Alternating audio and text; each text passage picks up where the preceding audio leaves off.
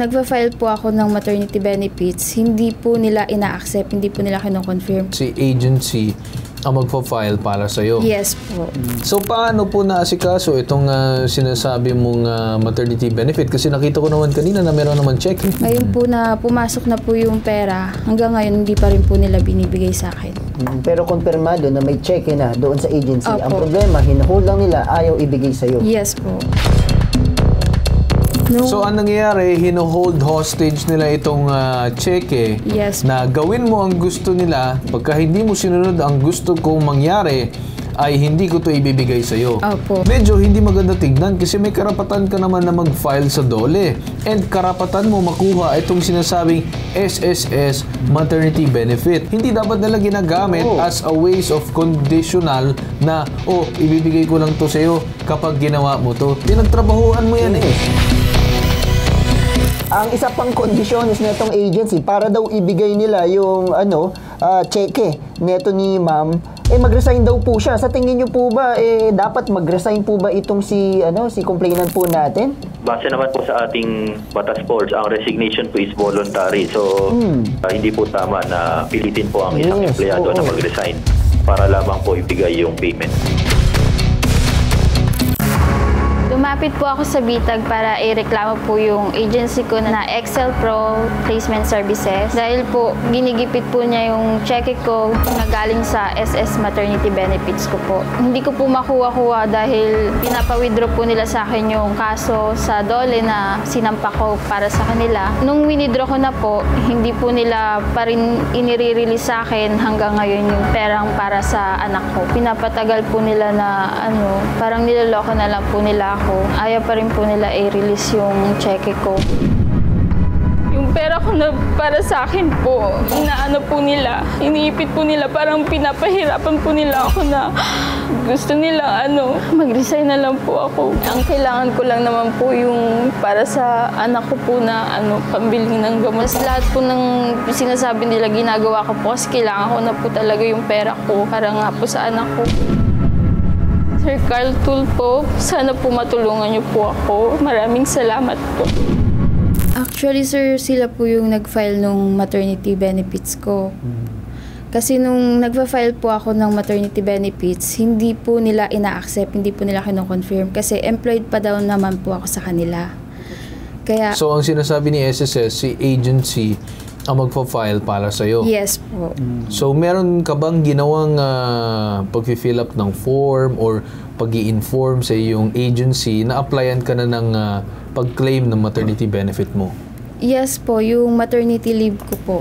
Pinasa ko po sa kanila nung September 27 na documents. Nagpasa ka ng documents sa agency mo o Yes si po. agency ang naglakad ng maternity benefit mo para ma-claim?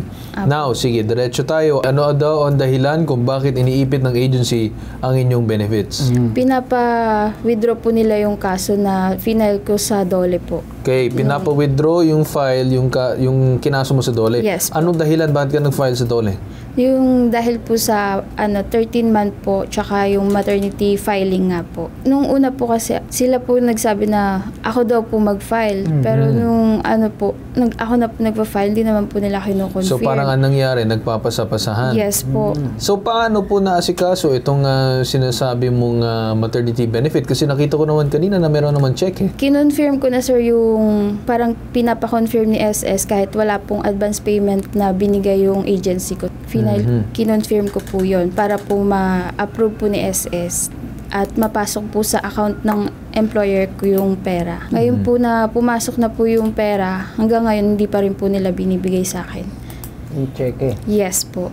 Pero konfirmado na may cheque na doon sa agency. Opo. Ang problema, hinuhold lang nila, ayaw ibigay sa'yo. Yes po. Bakit? Anong dahilan? Dahil nga doon sa filing mo ng DOLE, Yes nag-withdraw po. ka na, di ba? Yun nga po, nag-withdraw na So, po ano ang naging ako. usapin ninyo ng agency? Bakit po, nung nakapag-withdraw ka na, ayaw namang ibigay pa rin? Nung po kasi, yung March 28 po kasi, sabi nila, i-withdraw ko muna yung kaso, tapos bibigay nila sa akin yung cheque ko.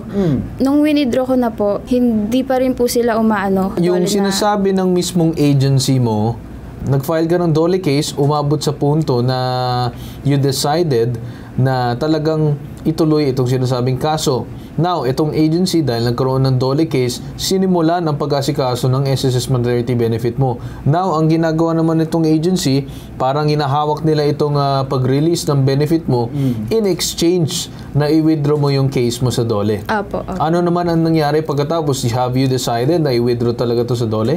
Opo, nag-decide na po akong i-withdraw kasi kailangan ko na po yung pera. Nagsabi po Okay, ako so withdraw mo na dito sa DOLE. Yes po. You withdrew from DOLE. Have you told the agency na nag-withdraw ka na? Opo. Anong ginawa ng agency? Hinihingian po nila ako ng hard copy na katibayan po na i-withdraw ko na po. Naibigay mo ba yung hard copy na hinihingi nila? Yes po, pumunta po ako sa kanila nung Monday po. Yes, Tapos, naibigay sa kanila. Pagkatapos, anong sagot ng agency? hindi pa rin daw po nila i-release Dahil anong gusto nila mangyari naman na ngayon? Gusto po nila, sir, i-verify yung kung sino po yung SENA desk officer, tsaka gusto po nila makausap din po yun. So, ang nangyayari, hino-hold hostage nila itong cheque Yes. na gawin mo ang gusto nila. Pagka hindi mo sinunod ang gusto kong mangyari, ay hindi ko to ibibigay sa'yo. Opo. Now, ginawa mo ang gusto nila, winidraw mo. Ngayon, nagve-verify sila. Medyo hindi maganda tignan kasi may karapatan ka naman na mag-file sa DOLE. And karapatan mo makuha itong sinasabing SSS maternity benefit. Walang pakialam ang agency doon sa pagbibigay ng maternity benefit mo versus doon sa pagpa-file mo sa DOLE. Hindi dapat nila ginagamit as a ways of conditional na, ibibigay ko lang to sa'yo kapag ginawa mo to. Pinagtrabahuan mo yan eh. So mamaya, siguro kung pwede natin pala pag-usapan, anong pangalan ng agency na to? Excel Pro Placement Services po. Sino bang kausap mo dito? Bakit ganun ang magsalita? HR po. HR mismo nagsasabi ng mga Yes bagay po. na yan. Opo. Okay. So, anong gusto nung HR mo? Na mag-resign ka na ba? Ayan, merong screenshot to. But before namin release yung cheque mo, puntahan mo muna yung sa SENA since may na-receive kami regarding doon sa complaint mo. Meron talagang pag-hold na ginagawa ang agency mo para dito sa cheque. Kasi kung tutuusin mo, hindi talaga pwede yan dahil yan ay karapatan mo, number one. Yan ang unang-unang concern ko as to bakit ganon. No? Pwede natin siguro magawa na matawagan ng agency kung sasagot. But if not, let's go ahead and talk to the resource persons natin para mapag-usapan itong problema. Okay, susubukan natin na tawagan itong sinasabing agency. Tingnan lang natin to give a ring. Isa pa. Ring natin ulit. Isa pa. The number you have dialed Alright, so is cannot now- be reached. So sinubukan tawagan ng Bitag ang inireklamong agency na Excel Pro Placement and Services Incorporated, pero tumanggi na silang sumagot sa aming programa. Ayon sa agency, nag-absent without leave si J-Cell at sa kumpanyang pinagtatrabahuan nito. Ang kanya raw cheque ay makukuha naman niya kapag nagkaroon na muli ng pagtawag sa DOLE. Now, medyo ang aking tanong dito, it doesn't matter kung meron man na patawag sa DOLE or what. Ang sa akin is bakit ino-hold na itong sinasabing agency, itong cheque ni ma'am. So, I think this should be brought up with DOLE also as well para mapag-usapan kung saan nagkaroon ng problema. So makakausap natin ngayon sa kabilang linya itong Senior Labor and Employment Officer ng DOLE NCR Makati Pasay Field Office na si John Marion Benedict Reparejo. Magandang umaga po sa inyo. Hello po, good morning po, Sir Carl and Sir Dean. Opo sir, regardless po kung mag-file tayo ng SENA or hindi, ang payment po ay dapat pong mabigay sa ating employee. At hindi na po kailangang hintayin na mag-withdraw siya sa ating SENA since ang SENA naman po ay conciliation mediation, meaning kahit po hindi pa po siya nagwi-withdraw ay pwede na po mag-settle outside the conference for the proceedings. Mukhang may problema lang tayo dito na kung saan itong agency ay mukhang defiant in such a way na gusto lang nila na ipitin talaga itong check-in ni ma'am. So ano pong magagawa natin dito? Is there any sanction or anything, inspection or what na magagawa ng DOLE na to aid ma'am in regarding this case, or if not, pagharap silang dalawa tungkol sa problema na ito? Yes sir, we will try to contact the agency or the office ng Excel Pro para po malaman yung side nila regarding this, and i-advise din po to release the payment regardless kung meron pong withdrawal ng request for assistance or SENA nga po. Okay. And if hindi po sila magkaroon po ng agreement, is yun nga po, ipapatawag na lang po namin both parties para po sila ay makausap. Okay. Kayo po ba ay may nakikitang mali dito sa pangyayari na kung saan iniipit ng agency itong cheque ni ma'am? Actually, meron po dahil yun nga po, sir, hindi naman po nasa batas na kailangang i-hold yung payment kung meron po tayong file na SENA or request for assistance po. Alright. Okay, sa akin lang po, Sir John, matanong ko lang din kasi according dito sa ating complainant, nag-withdraw naman daw siya noon sa DOLE nung kanyang final na complaint. Pero ang naging sagot na itong agency, ibibigay daw nila, hihintayin daw yung susunod na patawag ng DOLE. So kami naguguluhan. Bakit nag-withdraw na to si ma'am at sinasabi naman ng agency, doon na lang daw sa DOLE.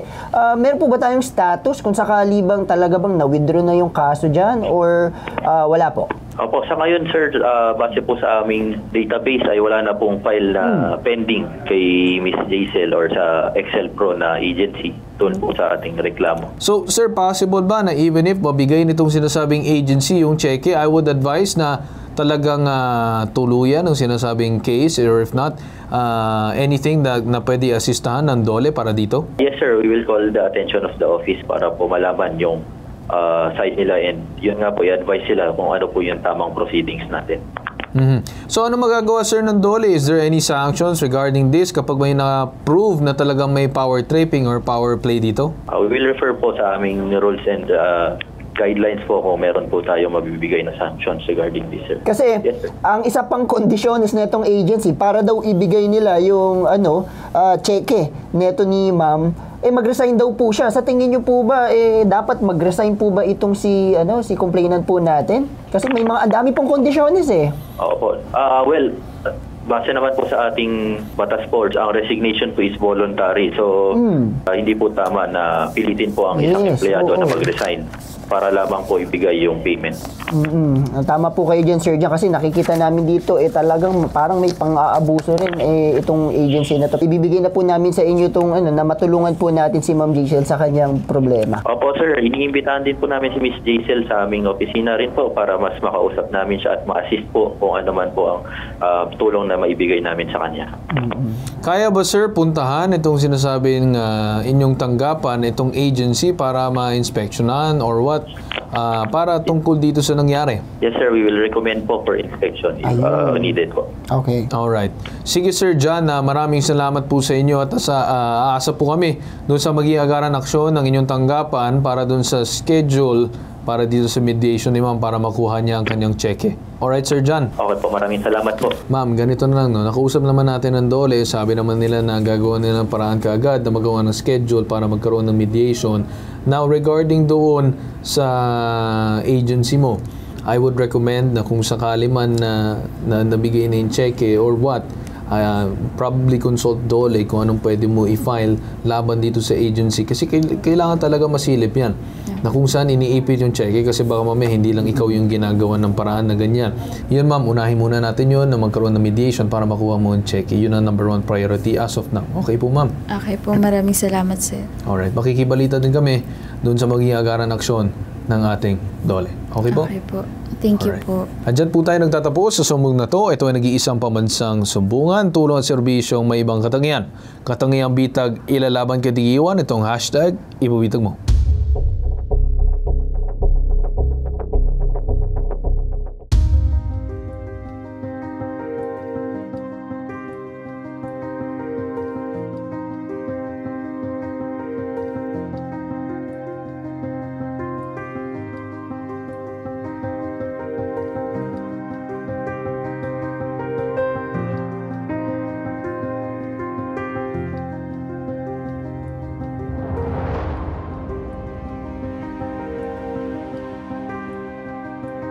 sa bitag, Sir Carl Pugo at sa mga staff niya sa pagkuha mo ng maternity benefits po.